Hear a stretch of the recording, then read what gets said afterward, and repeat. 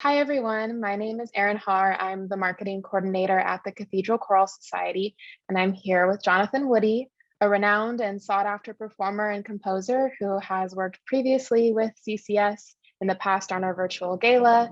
Today, we're ecstatic to talk with him about A Message from My Grandchild, his newly commissioned carol that will be performed at our upcoming Joy of Christmas concerts this December. So thanks so much for joining me today. Of course. Thanks for having me. One of our first collaborations, going back to the gala, was the piece that you wrote for our online fundraising. Did the experience of creating that work inform the process of creating A Message from My Grandchild?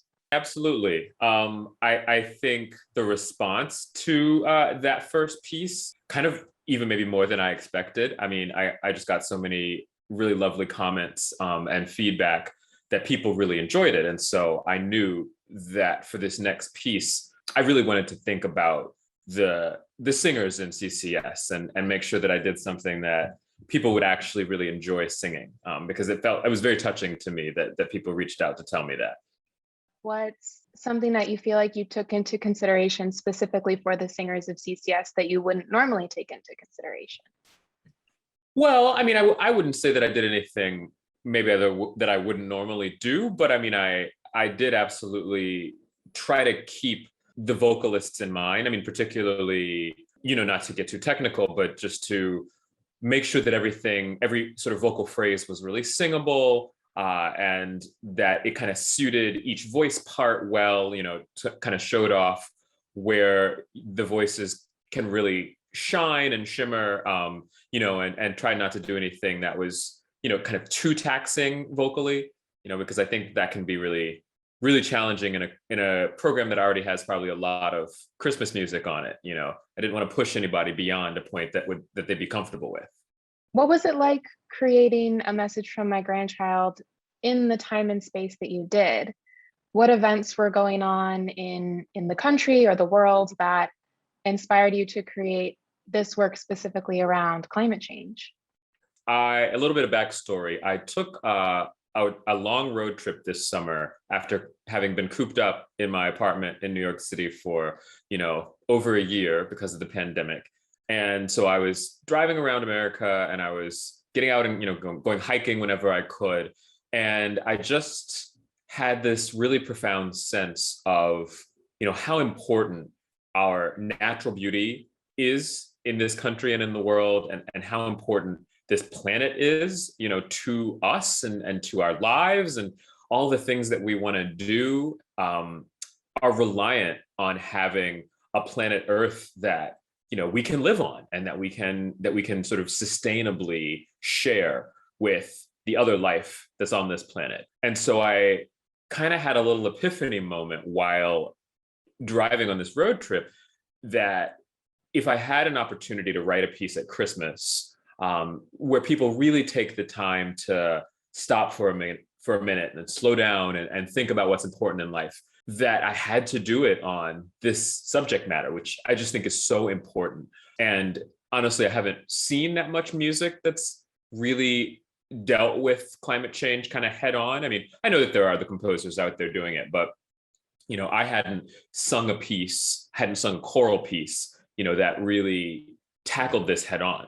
And I thought, like, what better opportunity than with Cathedral Choral Society, where there are folks right there in Washington, D.C. who actually kind of have some influence over what we might do, going forward. And so why not give them a moment to think about these issues, and try and do it in a way where it's still heartwarming, and where it's not too dark or terrifying, or we always get so depressed about this sometimes because it seems that there's so little that can be done, but I just wanted to kind of focus on, like, how can there be a moment where we think about this really important issue, but where it can still be beautiful, uplifting, heartwarming, have a little hope to it. So, what was your biggest success or aha moment or triumph when creating this work and going through the creative process? And what was your biggest obstacle during that? Well, I'll start with the challenge. I mean, I think that the challenge of particularly creating a poem that did talk about this really important issue without making people feel attacked, without making people feel that they were at fault. I think this issue of climate change, of course, is bigger than what any one person can do, and it's something we've inherited from generations of how we live on this planet. And so I wanted to write a poem that didn't feel personal in the sense that someone would feel it was their fault. But I did want it to feel personal in the sense that they could connect to it. And so I think, to answer the other part of the question, I think one of the successes maybe was in finding the voice of the poem, and in kind of wrapping it around this image of a child at Christmas, which is something that I think everybody is familiar with, and that most people, that there's a soft spot in their heart when they think about the children in their lives, or when they think about Christmas when they used to be a child. I know I was definitely thinking about that for myself. So yeah, I would say that really for me the challenge was in striking the right tone with the poetry. Once the poetry came, then the music actually came pretty naturally from there. I kind of just could sort of hear how this poetry would unfold as a song, kind of once I got it down on the page. Why was it so important for you in the writing of the poem to make it feel like it wasn't the listener's fault, or it wasn't the audience member's fault? Why was that an important note for you to strike there?